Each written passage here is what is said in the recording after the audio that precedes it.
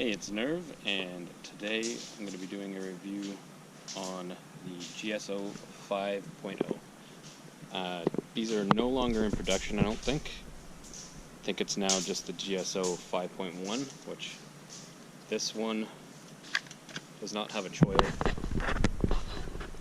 and the 5.1 does have a choil, so it's a little bit larger. The sheath that it comes with, real nice sheath, no rattle whatsoever, super tight, but not so tight that you can't just push it off with your thumb. You just do that and it comes off real nice. Get a little retention things for belts or molly webbing or whatever you want to put it on, and it'll go on.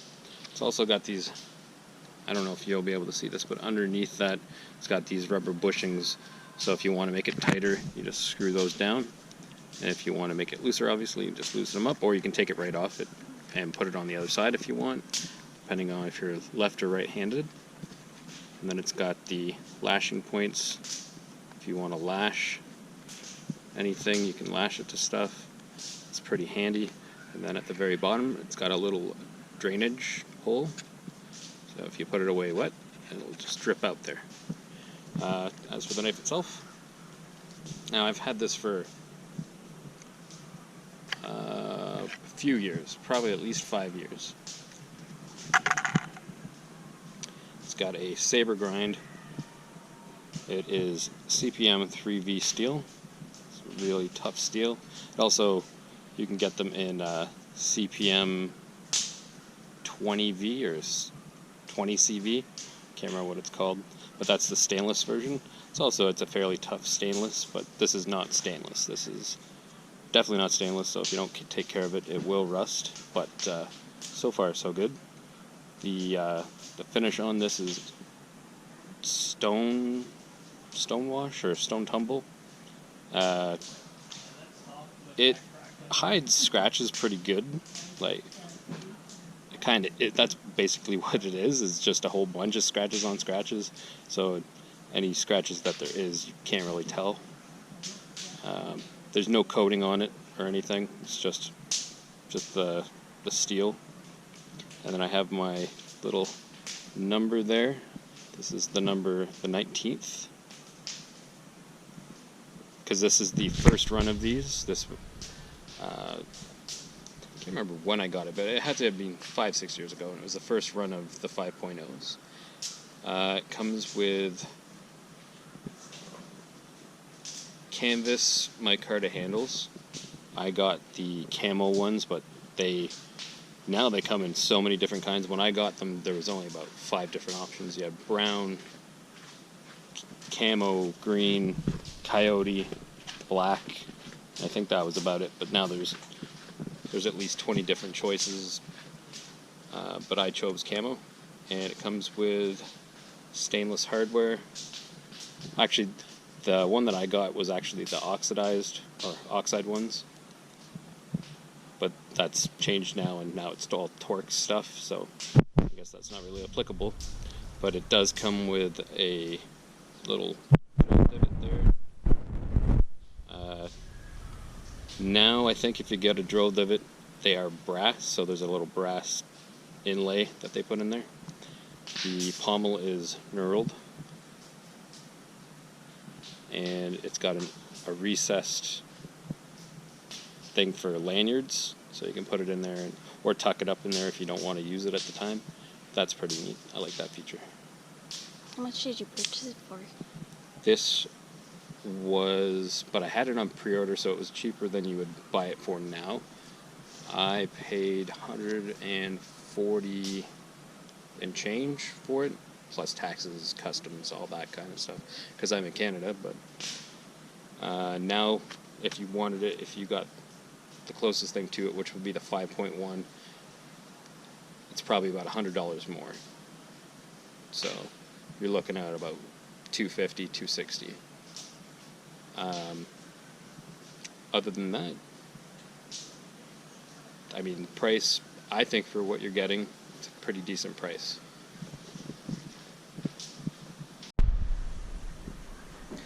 So I'm gonna put the specifications in the description below for anybody who wants to know the length of the handle, overall length, all that kind of stuff. So now we're gonna do some batoning.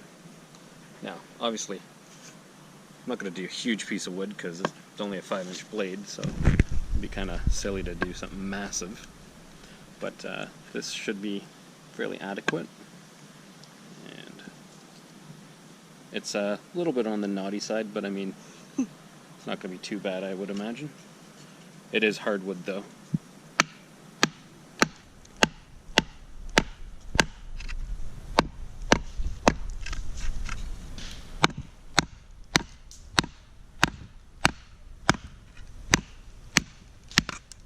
Yeah, it's not doing too bad. It is only 3/16 of an inch thick.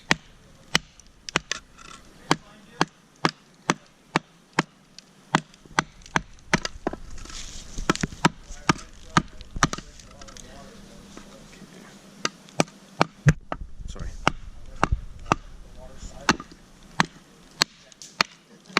It's almost through.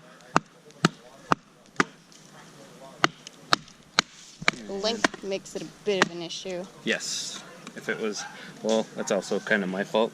I could have it further in. The actual For narrow pieces, it's vibration okay. is not bad at all. Which, I mean, I wouldn't expect it to be too bad. But this doesn't have like liners or anything in it, so. But that's it. It did it just fine. And of course, as I expected, there is no damage whatsoever to the blade, but that should be expected. It's something like CPM 3V though. And it is, I'm imagining, still hair shaving sharp. Oh yeah, for sure. Still hair popping sharp there. Hair popping. Yeah. Kind of gross, but it is what it is, just to show you how sharp it still is. Apologize in advance for all the noise around here. Yeah, and I apologize for the noise, the talking, whatnot. Drunk people. So, now that that's been done, just gonna do a little bit of whittling real quick. Just gonna do a real quick and dirty tent peg. Quick and dirty. So even for like something as small as it is, it's still pretty good at chopping.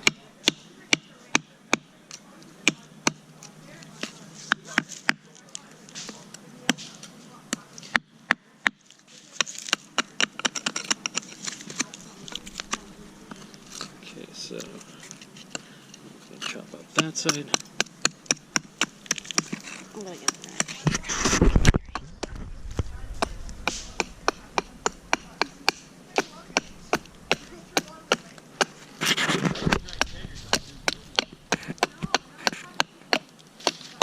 Hit me in the face.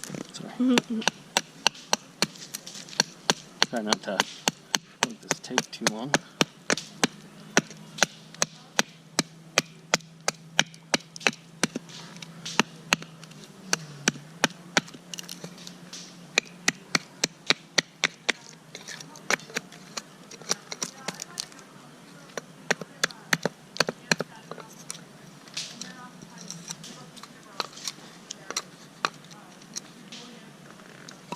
Well, it's definitely not too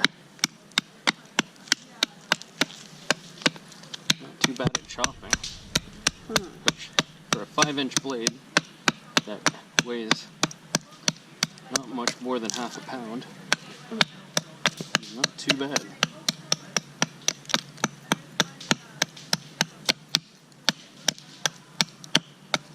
There it goes.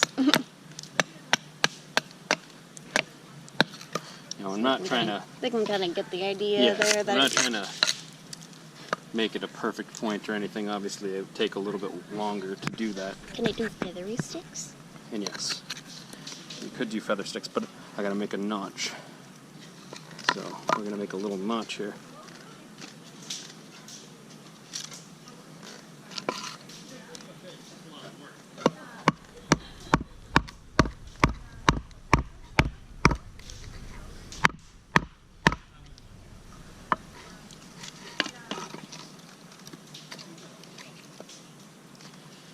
then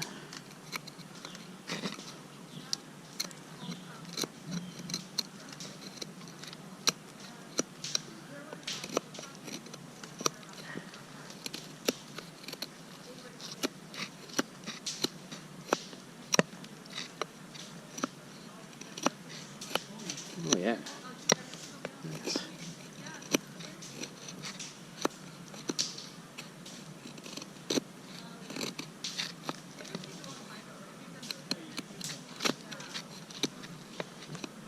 So we're not, like I said, not making a perfect point on it because that would take a little bit too long and I don't want to make this video, but the notch is just fine there.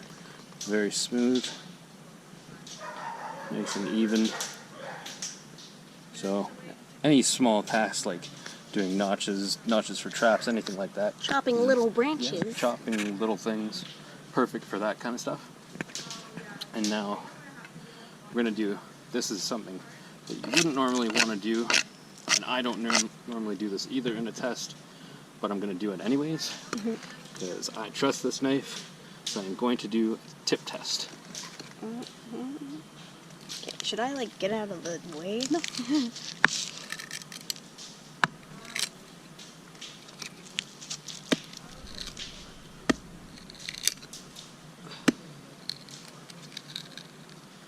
Do not think this will have any problem doing this. It is fairly pointy, but it's also a fairly robust point as well. And so close up like that. Is it straight and everything?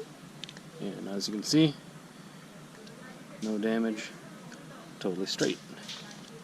So, and it still catches on my skin. Just well, you guys can't really tell that, but it's definitely still catching my skin. So we'll do a little bit of feather sticking. Sticks. This is not very good for feather sticks, but because it's very hard. Actually, I don't know if it wants to do it at all, really. This is really not the best wood for this. It just wants to break out. It's kiln dried, so. Yeah, it is kiln dried firewood, so hardwood at that. But, and there's not too many facets on there. But I mean, It does it if it's the only thing you have.